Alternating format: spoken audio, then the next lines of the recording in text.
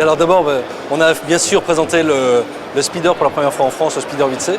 Et puis on voulait marquer, si besoin était en tout cas, l'affiliation de la Mito avec la 8C. La 8C étant le démarrage d'un nouveau style pour la marque d'Alfa Romeo.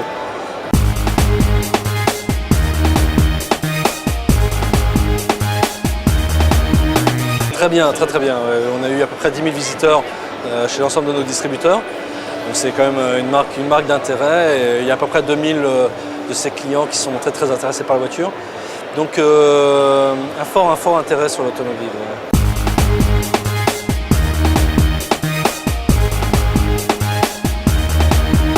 Il y a une bonne partie des clients qui sont bien sûr déjà attirés par la marque spontanément. Il y a aussi des nouveaux clients, des gens qui viennent de différents horizons, qui cherchent un peu les voitures mode. Et la Mito en est clairement une.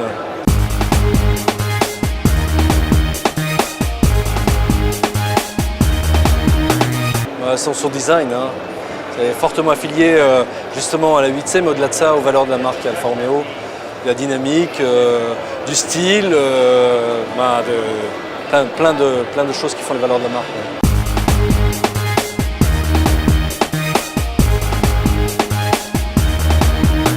Non, c'est pas un frein, non, mais parce qu'on l'explique déjà. Milan-Turin, Milano-Torino, donc conçu et dessiné à Milan, qui est le berceau de la marque. Et puis fabriqué à Turin. Donc c'est des choses qui passent. Bon, il y a un petit côté dimique, c'est assez amusant, mais comme toutes les voitures mode. D'abord, ça ne prend pas de hache. Vous avez pu noter que la différence, mais au niveau du style, c'est pareil. C'est pas un modèle ostentatoire, c'est un modèle au contraire qui est plutôt mode dans le sens plaisir. Plaisir de conduire, plaisir d'être à l'intérieur, plaisir d'obtenir, d'avoir en tout cas un objet qui est assez unique sur le marché dans ce type de segment. Donc, toutes ces valeurs-là qui font la force de Alfa.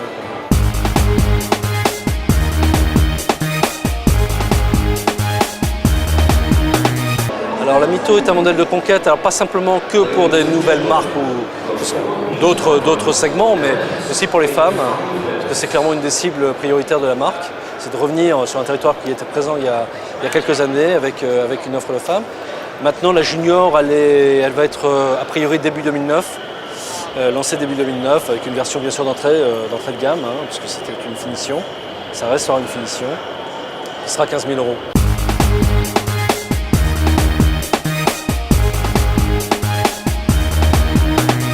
Pas mal de détails de finition, notamment au niveau des jantes, du dessin, des spoilers, du redessin extérieur, mais aussi intérieur avec du carbone. Et puis une suspension qui est rabaissée, qui lui donne ce caractère très sportif, très ramassé, qui fait que cette voiture-là est magnifique.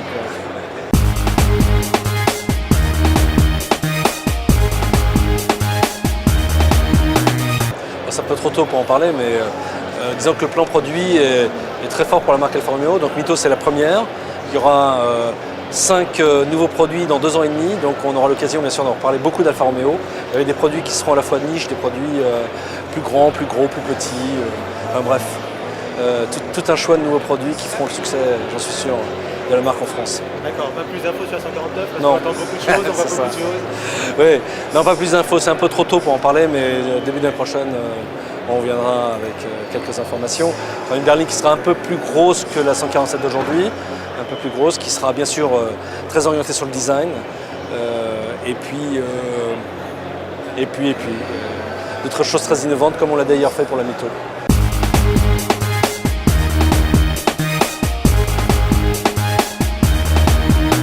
Non, pas de compromis sur le design. Alors des lignes très tendues avec des caractéristiques très fortes qui rappelleront encore une fois des modèles mythiques de la marque. Non, pas de compromis sur le design.